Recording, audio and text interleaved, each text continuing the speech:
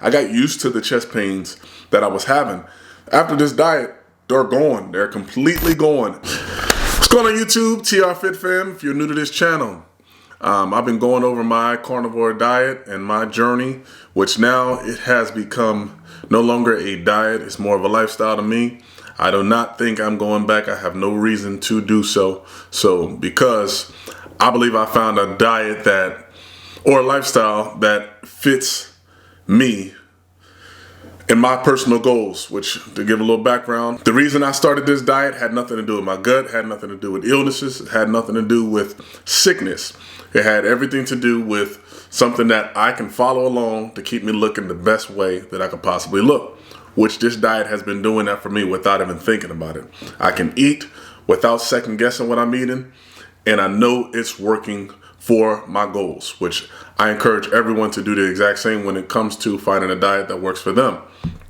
With that said, I am at the part where I want to experiment with it and see if I can continue to do so with adding fruit. And now that I'm going on about 2 weeks of adding fruit, I want to go over the things and the do's and the don'ts and my experiences. I got 5 points so far, at least if I can think of any off the top of my head, but I got 5 points that I jotted down and I wanted to go over. The first one was, if you are adding fruit, do one at a time. Someone wrote in the comments, probably a couple days too late, as I was talking about adding fruit to my carnivore diet, and they said pretty much, yeah, take it easy, add fruit here and there, little by little. That way you can kind of monitor and see which fruit is doing certain things for you. Keep in mind, in my mindset, my plan was to add fruit, banana, also avocado, pineapple, and watermelon. Those are the 4 things that I allowed myself to eat, and I wanted to go based off of that because I feel like those are in a category where they won't conflict with each other, and it's not an overabundance of one or the other. That makes sense? But with that said, I decided to try this before working out. The purpose of me doing it was to get rid of cramps, especially for bananas, to get rid of leg cramps. Meaning, after my workout, some days, depending on what days it is, I would cramp up a little bit. And outside of drinking salt water and things of that nature, I wanted to find an alternative through food to prevent this from happening. So I added the fruit, and I ate it before I worked out, which that was a mistake. I don't know if it was necessarily a mistake or if it was just didn't sit well. Maybe it was timing. It could be a few things. Like I said, I just recently did this. This was within only a few weeks of adding this into my diet. With that said, I started getting stomach cramps, a different cramp, completely different, but it was more so I was worried that it was upsetting my stomach, but that wasn't the case. It was kind of like over drinking water and working out. So I'm guessing what happened was my timing. I just ate too soon before the workouts, because after that I didn't have any trouble with it. So I would recommend, if you are one that's planning on doing that, start adding it later on before you about to go to bed rather than before you work out and really get your day started. That's just me. Other people may recommend differently. That's just me. That's just my opinion, my perspective, and where I'm at with it. But to get back on point, do one at a time. I would recommend doing one at a time. That way you can kind of get a feel of, especially if the illnesses and the sicknesses, the reason you started this carnivore diet. And if you're not like me, only doing it for the vanity purposes, then the sickness and the illness, any other foods that would upset your stomach in the past, those may rightfully be one of them. So take your time, do one at a time, gradually add them as you go. My second point was, don't do it before you work out, do it after you work out. My third point is simple. Me adding fruit is not to replace the bulk and the purpose of what I eat. So the meat is not to replace protein, it's not to replace the organs, it's not to replace milk, which I barely drink milk. It's not to replace the cheese. It's not to replace anything. It's an addition to what I eat. It's an addition to what I eat. That's it. So if that's you, I would do it and treat it the exact same, because we know the benefits. Obviously, if you're here, you understand the benefits of the carnivore diet, and you know what the power of beef and all the foods that we have been eating has done for you. But if you're new to this and you're just getting along, this is not I can eat fruit, and then a little bit of meat. That's not how it works. Do not try to overcompensate one for the other. I treat fruit like it's dessert. I'll eat it if I feel like I got a taste for it, which if you've been doing a carnivore diet, you already know that those desires and cravings for taste for different things pretty much have gone away for the most part. So it's kind of like a as needed type of thing for me. Which leads me to my fourth point. I'm not abusing fruit and overly eating it, but at the same time, I'm only adding foods that I don't have to be cautious and think about as I go. If I eat it and I say, let me only eat it, I don't think it should be a part of my diet. So that's why I'm doing a trial and error with this fruit thing, because if it gets to the point where I feel like I'm not looking the way I want to look, or even not feeling the way I want to feel, then that's going to be a problem. That's going to be the first thing I know to cut out is fruit. So far, so good. I haven't felt any other way. I haven't felt like drained like I did before. I didn't feel exhausted. My workouts are still successful. They still feel good. My energy level is sky high, which I'm doing through this diet, which has been the biggest shocker for me. I thought it would be opposite, but I feel very, very, very, very good. And I still feel good over doing this adding fruit as I go. I thought the sugar might hurt. I thought the sugar might do some damage to me. I thought I might start looking a little heavy. That has not been the case. I still love the way I look. Still love the way I feel. Everything is so far as expected. But you shouldn't be cautious of what you're eating. So that's why I'm only adding fruit as of right now, which I don't think after this is probably over for the experiment. The purpose right now is to find a lifestyle that works and stick with it, go with it. Which is my last point, my point number 5, which right now, I do not know if it's necessary. I do not know if it's necessary. That's my 5th point. My last point for the most part. I do not know if it's necessary. Is it a must? Is it a you should? Is it a you shouldn't? Because my experience with carnivore so far has been so good that anything additional from here is kind of like, yeah, you know what I mean? So like, and to touch back on what I said in the beginning of this video, when I started this diet, I wasn't doing it for health purposes. So you got to understand that I was fairly healthy before I started this diet, but it's kind of like, I used this reference before, the hurt ankle. As you're walking, at some point you start to get used to it and you start to feel like that's your normal, that's your default stage.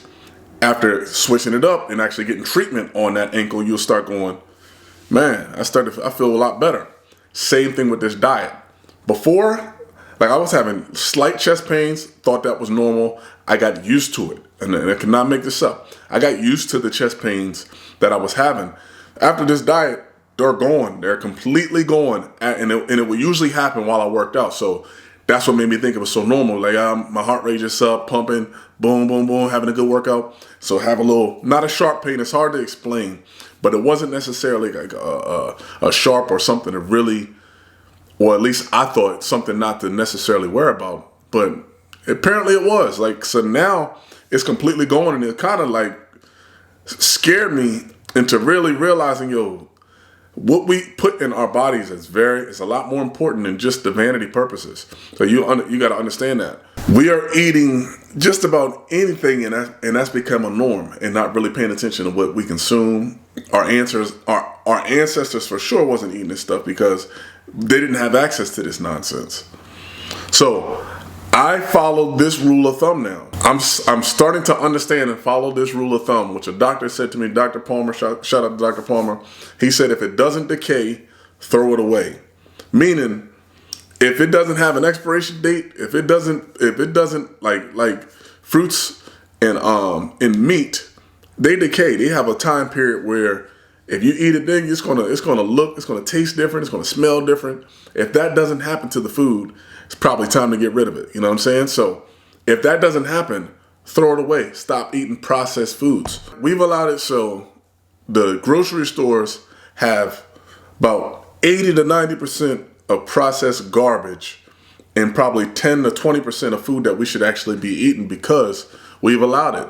We've allowed the money to do the work for us. And like I said before in the other video, follow the money. Follow the money. Meaning grass-fed foods, they don't make their money off of that. They don't make a lot of money off of that.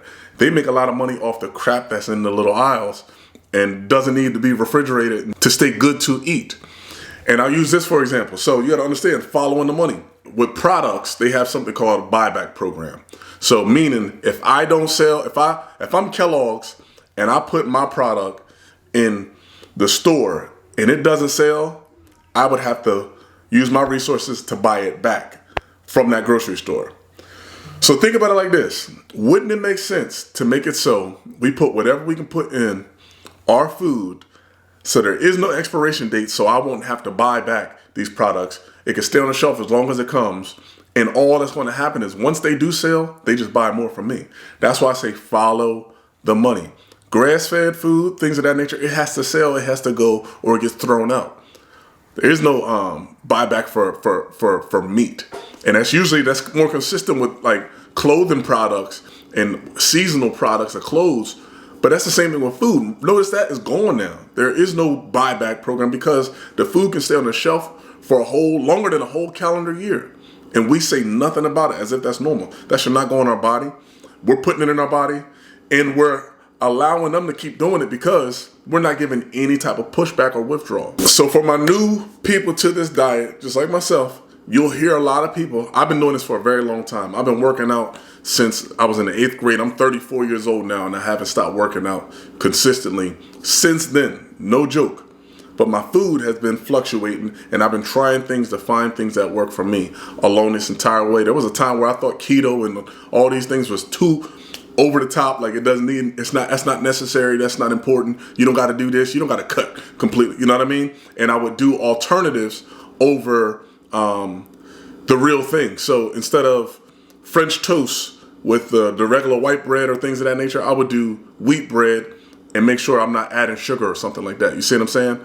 So we don't understand, and a lot of the thing you see, the seed oils, all of this stuff that's in these foods that are designed to not even touch us. It should not go inside of us, but we allow it because it tastes good, and we allow food to control us and rule us and completely change the way we operate and focus and think because it has power over us because we get a sensation out of eating food now, which is crazy. Food should not be that thought. It should be for fuel and to keep it moving. Back to my point, you'll see people saying this, you don't have to do all of that to get in shape. Majority of the people that's going to talk about it are either people that have never tried it or people that are brand new that finally got some results in doing what they're doing, basing their experience off of anecdotal experiences and what they've done themselves that worked for them. So common sense is they're going to say, okay, yeah, this worked for me, so you don't got to do all that. That's common sense. But what they don't realize, this is the first time I've actually truly paid attention to, like I said, following the dollar and following the money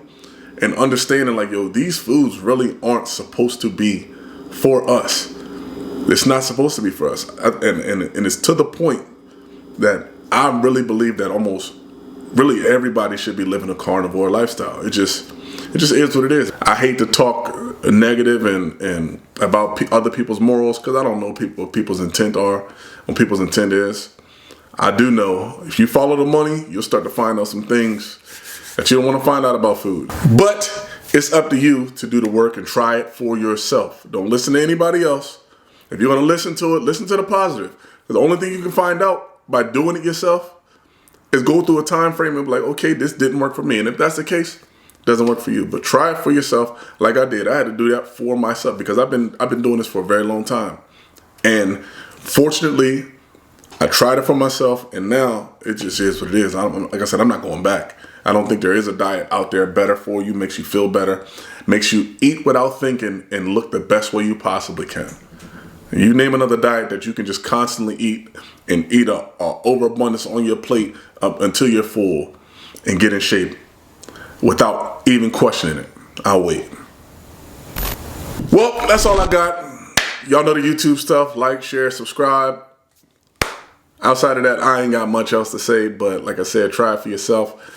Keep it going. Keep the comments going below. Y'all been helping me out. Y'all been helping other people out. I've heard people saying how they're giving their age, how long they've been doing it. People doing it for 14 years. People in their 60s still doing this and living a prosperous life, looking the way they want to look, feeling the way they want to feel, having the best energy they ever had in their life. So it's great to hear. And like I said, I'm going to keep it going. I'm not stopping. Let me know in the comments if there's anything else you want me to talk about outside of that. I'll see y'all next time.